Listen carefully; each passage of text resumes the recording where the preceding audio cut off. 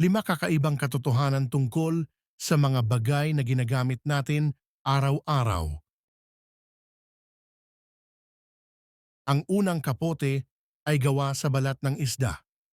Noong ika-18 siglo, ang mga taga-Norway ay gumawa ng kapote gamit ang balat ng isda para makaiwas sa ulan. Malambot at tubig tight ito.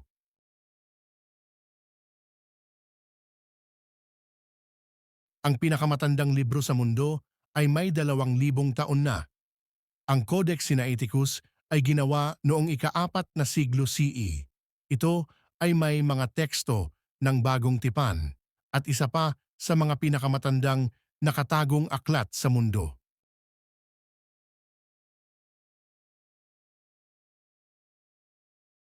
Ang malamig na tubig ay mas mabilis na nauubos kaysa sa mainit na tubig.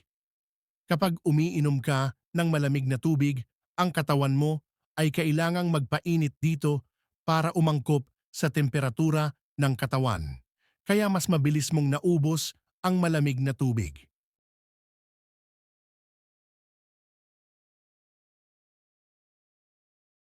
Ang iyong cellphone ay mas maraming bakterya kaysa sa banyong kubeta. Ayon sa pagsasaliksik, ang ibabaw ng cellphone ay may hanggang 10 beses na mas maraming bakterya kaysa sa banyong kubeta.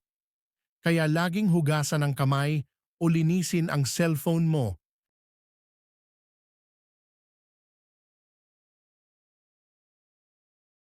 Alam mo ba, noong 1888,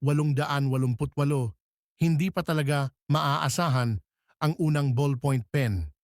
Sa halip na makinis na sulat, madalas itong tumagas ang tinta at minsan naman ayaw pang dumaloy nito.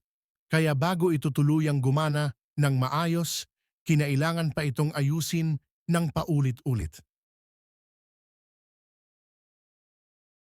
Alam mo na ba ang mga katotohanang ito? I-like at isubscribe para sa higit pang kakaibang impormasyon. And salamat sa panonood. Ito ang Mga Kakaibang Katotohanan PH.